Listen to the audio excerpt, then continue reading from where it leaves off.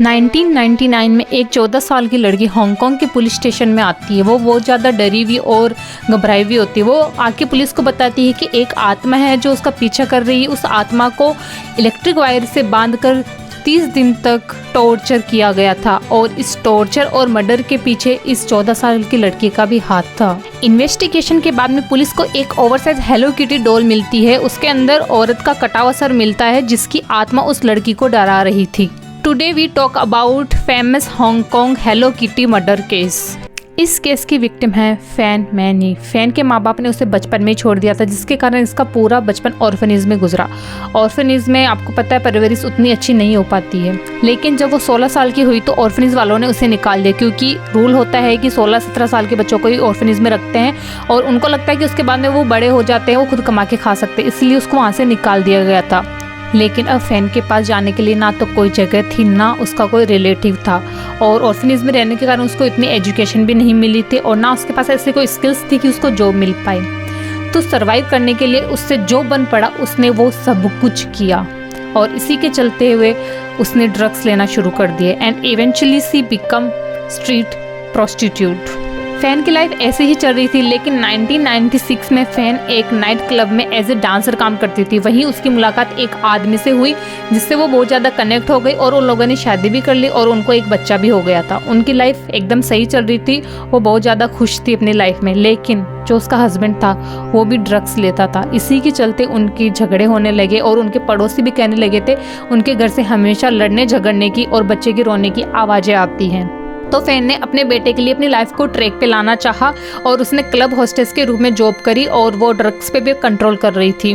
लेकिन 1997 में फैन मिली चान मान लोक से, जो कि 32 साल का एक ड्रग डीलर था और फैन का रेगुलर कस्टमर भी था। तो फैन के लिए ये बेस्ट ऑफर था। वह मान लोक के साथ में इन्वॉल्व हो गई और वो उसका ड्रग डीलर बन गया था।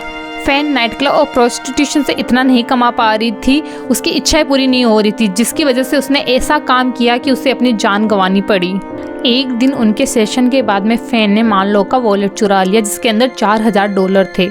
लेकिन मानलोक को उसी टाइम पता चल गया तो फैन ने $4000 उसको वापस भी लौटा दिए। लेकिन मानलोक ने बोला कि वो $10,000 और लेगा उससे। फैन के पास इतना पैसा नहीं था तो उसने बोला कि उसको थोड़ा टाइम चाहिए पैसे देने के लिए, लेकिन मानलोक ने ज़्यादा दिन इंतज़ार नहीं किया। मार्च 1999 में मानलोक ने अपने 2 साथी लियोन सेंगचो एंड लियोन वाइलन को फैन का किडनैप करके उसके पास लाने के लिए भेजा। मानलोक ने अपने फ्रेंड्स और एसोसिएट्स को अपने डिपार्टमेंट में बुलाया फैन को सेक्सुअली वायलेट करने के लिए और उसने बोला कि वह जैसे चाहे फैन को यूज़ कर सकते थे और उसके बदले वो उसको पैसा दे रहे थे। लेकिन फैन की हालत इतनी ख़राब हो गई थी कि उसके पास में फिर कोई आना नहीं चाह रहा था और जिसकी वजह से वह अपने पैसे रिकवर नहीं कर पा रहा था। तो उसके बाद में मानलोक ने सोचा कि उसको ऐसे यूज़ करके पैसे रिकवर करने से कोई मतलब नहीं है, वह उसे पनिश करके ऐसे एग्जाम्पल सेट करेगा जिसकी वजह से दोबारा कोई उसके साथ ऐसा करने की सोचे भी ना।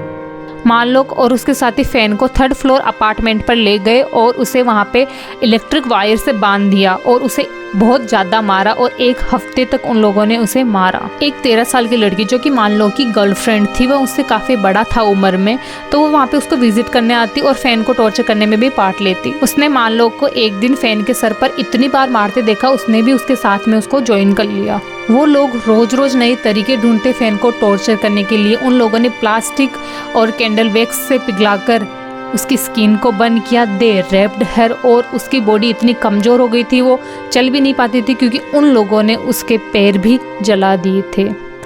वो लोग जब उसको टॉर्चर नहीं करते रहते तो वो दूसरे रूम में गेम खेलते और बेचारी फैन दूसरे कमरे में सफ़र करती और रोती रहती थी। उसकी बॉडी बहुत ज़्यादा कमज़ोर हो चुकी थी और उन लोगों ने उसको इतना ज़्यादा टॉर्चर कर दिया था कि उसकी बॉडी अब उनके टॉर्चर्स पर रिएक्ट भी नहीं कर रही थी।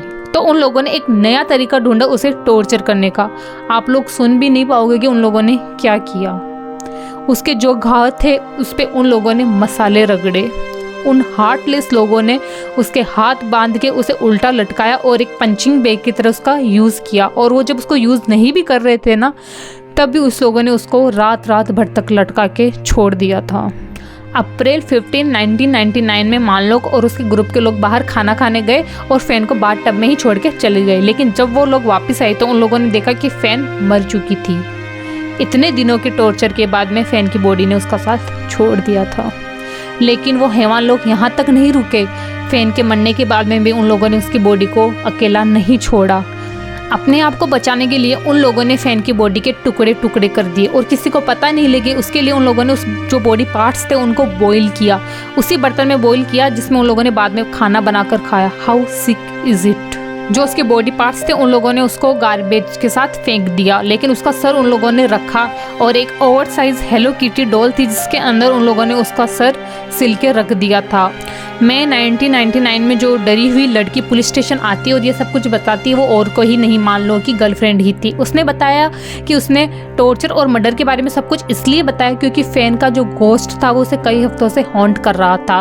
उसने गोस्ट को डिस्क्राइब भी किया कि वह वायर से बंधी हुई थी और वो ये सब कुछ अब नहीं झेल पा रही थी, इसलिए उसने आके सब कुछ कन्फेस किया। क्या फैन की आत्मा ने सच में उसको हॉन्ट किया और मजबूर किया सब कुछ कन्फेस करने के लिए, या फिर वो सब कुछ उसका नाइटमेयर था, क्या पता नहीं। ये तो सब कुछ पता लगने के बाद में पुलिस अपार्टमेंट में गई। वहाँ पे उनको कुछ एविडेंस मिले और उन लोगों ने मानलोक और 3 लोगों को अरेस्ट कर लिया था।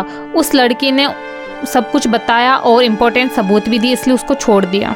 लेकिन उन्होंने डिनाई कर दिया कि उन्होंने फैन का मर्डर किया था। जो डिफेंस लॉयर था उसने बोला कि जो फैन थी उसके मरने का कारण जो ड्रग्स का ओवरडोज था वो था, और वो लोग डर गए थे कि उसका नाम उन पे ना आए, इसलिए उन्होंने जो फैन थी उसकी बॉडी को चॉप कर दिया था।